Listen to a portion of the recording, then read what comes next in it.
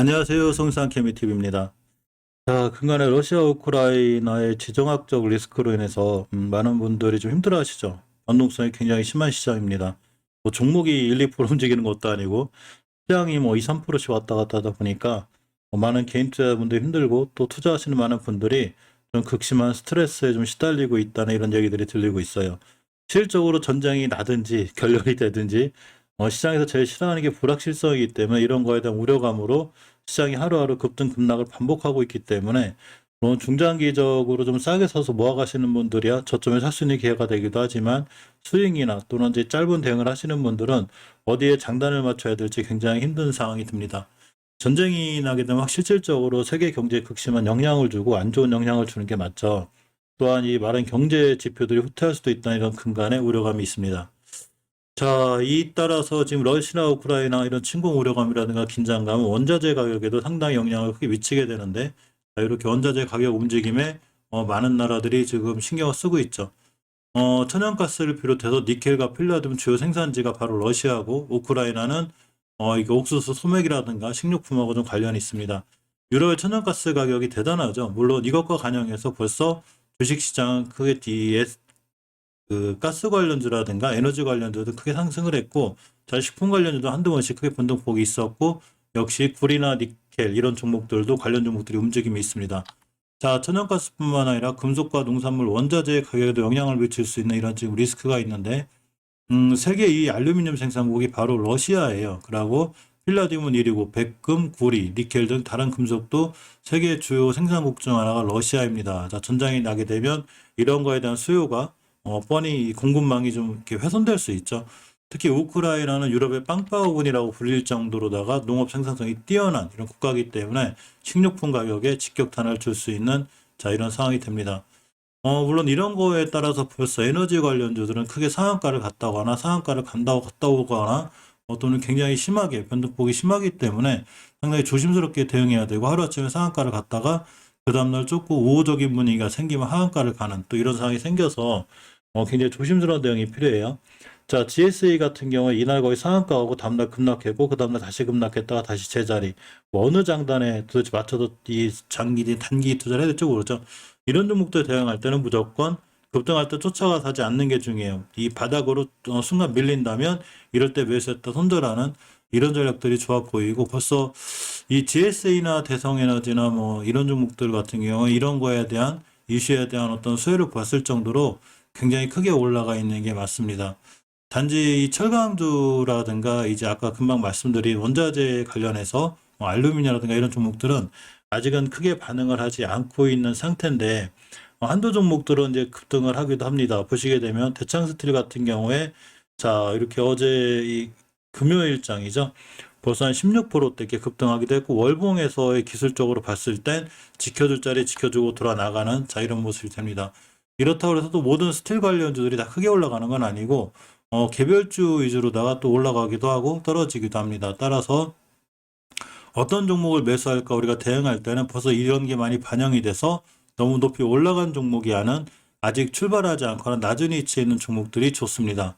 자, 동양에스텍 같은 종목들도 예전에 이 철광석 구리 관련해서 굉장히 크게 올랐던 종목이에요. 지금 다시 반등해주고 있긴 하지만 역시나 이전 고점이나 이런 데 근처에서 좀 매도를 진행하는 게 이 최고 좋아 보이는 상황이고 자, 이렇게 러시아가 뒤흔든 원자재 시장 속에서 니켈, 알루미늄 재고가 거의 없다고 합니다.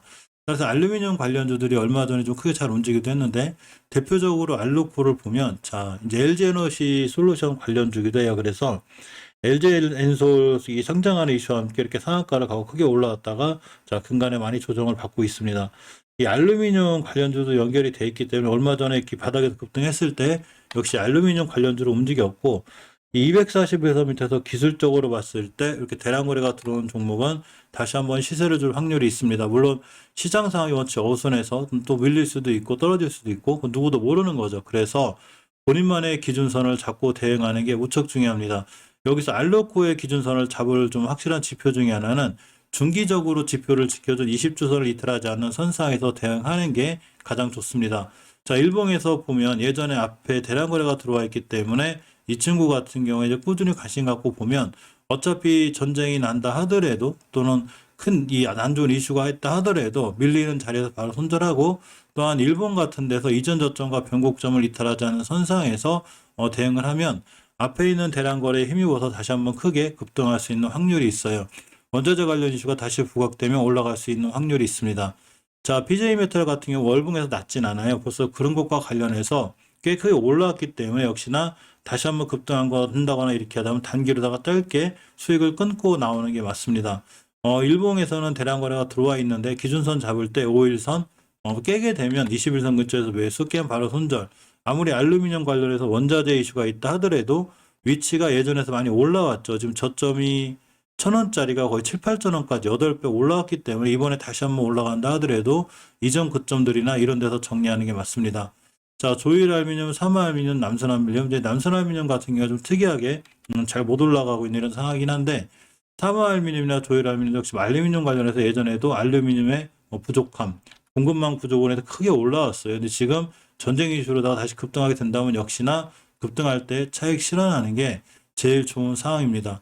당연히 구리 관련주들 중에서는 아직 못 올라간 종목들이 몇 개가 있는데, 자, KBI 메탈이라든가 풍산 이런 종목들은 아직은 이 일봉에서 240선 밑에 있고, 자, 주봉 같은 데서도 이제 추세 전환 해놓고 있는데 크게 못 올라갔기 때문에 이런 종목들을 차라리 도전하는 게 물려도 나중에 나올 수 있는 기회가 있고, 대창 같은 종목들도 241선 밑에 대량 거래가 들어와 있죠. 자음봉으로 떨어지긴 했어도 역시나 5일선, 21선 기준으로 잘 보고 있으면 다시 한번 급등할 수 있습니다.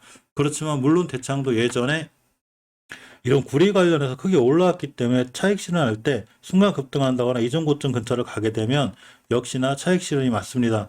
이제 바닥에서 출발하는 종목들이 아니라 예전에 벌써 이런 구리나 알루미늄 관련주 관련해서 크게 올라왔던 종목들을 예전에 밑에서 월봉 바닥에서 따졌을 때 10배, 8배, 9배 올라온 종목들은 지금 다시 급등한다 그래서 8배, 9배 이상 크게 올라가지 않아요. 왜 그러냐면 세력들 입장에서 벌써 많이 해먹었죠. 근데 여기서 다시 간다는 거는 다시 한번 이슈로 끌어올리는, 즉 설거지일 확률이 있는데, 물론 그 정도 좀 뚫고 간다 그래도 역시나 마찬가지로 단기로 수익 보고 나오는 게 맞습니다.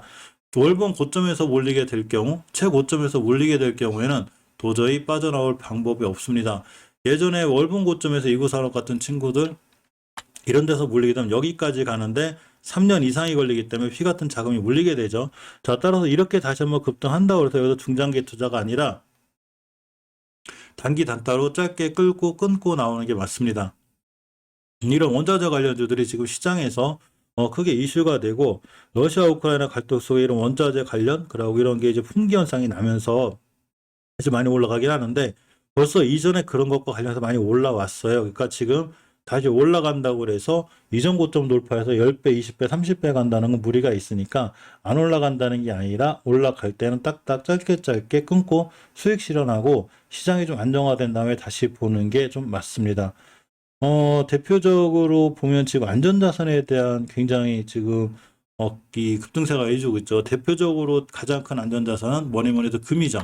자, 8개월 만, 8달 만에 1,900달러로 급등을 했습니다. 이제 금요일 같은 경우에 잠깐의 차익 실현 분위기가 좀 있었는데, 그만큼 금 가격이 오른다는 거는 역시나 전쟁 또는 인플레 관련 이슈의 방어적인 이런 안전자산이 금이기 때문에 그린 거죠. 따라서 금 가격이 올라간다는 건 이제 주식시장이 안 좋아진다는 얘기이기도 하지만, 그만큼 또 하나 이 조그만 이슈, 그러니까 금방 뭐 또 철수했네, 화해할 것 같네만 해도 급락하니까 원자재 관련들과 전쟁 관련들은 잠깐의 테마를 타고 짧게 짧게 끊는 게 중요합니다. 자, 베이징 올림픽에서는 또 이런 일도 있었는데, 러시아 우크라이나 선수들끼리 포옹하는 이런 모습으로다가 러시아 우크라이나 갈등이 좀 잘 봉합이 돼서 또 우리가 안전하게 좀 시장에서 이렇게 수익을 누릴 수 있는 변동성이 있는 게 좋긴 하지만, 어쨌거나 이런 엉뚱한 전쟁과 관련한 이런 변동성보다는 정상적으로 경제가 좋아지고 회사들이 커지고 이런 시장들이 좀 왔으면 좋겠습니다. 일단 주말을 좀 마음 편하게 못 보내겠죠. 지금 러시아 우크라이나가 원체 갈등이 고조되어 있기 때문에 실제로 내일 마음 편하게 주식시장을 볼 수는 없지만, 항상 극단적으로 생각하면 그렇다고 주식시장은 없어지지 않기 때문에 믿고 참고 기다리면 싸게 산 주식들은 반드시 제 가치로 돌아갈 거라고 생각해 보면서 영상 마치겠습니다. 감사합니다.